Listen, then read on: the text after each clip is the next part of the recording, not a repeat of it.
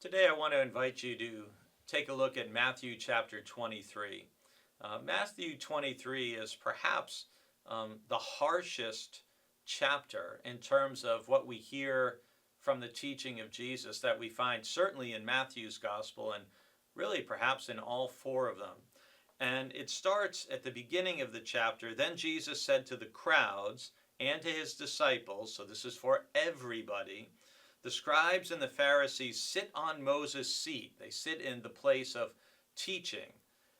Therefore, do whatever they teach you and follow it, but do not do as they do, for they do not practice what they teach.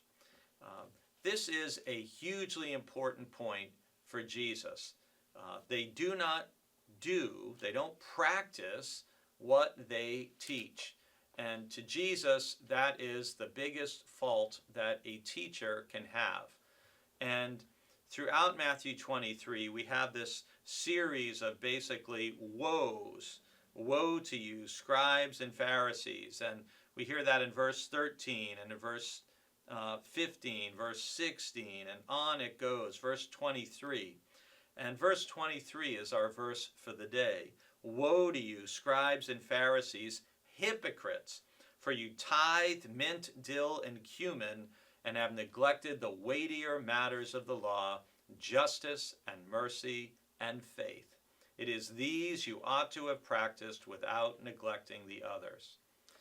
As I mentioned in my sermon on Sunday, Jesus, in identifying what are the weightier matters of the law, it's interesting that the first thing he says is justice. And remember, throughout this week with Matthew's gospel, our primary image or central image of the church is that we're called to be a household of justice.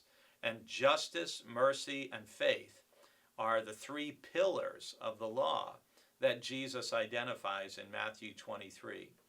And if you think about that, God, these are all characteristics of God, right? God is just, God is merciful, and God is faithful.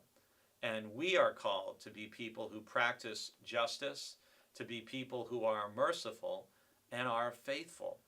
And Jesus obviously speaks very strongly. If you read this whole chapter, you'll see what I mean. He actually follows this statement with, you blind guides, you strain out a gnat, but swallow a camel. In other words, you're missing the major things, the most important things that are part of being a faithful disciple or follower of God. Justice, mercy, and faith. Keep those things in mind as you live out your own faith and your own relationship with God, and try to be someone who's just, be merciful, and be faithful, be someone other people can rely on and trust.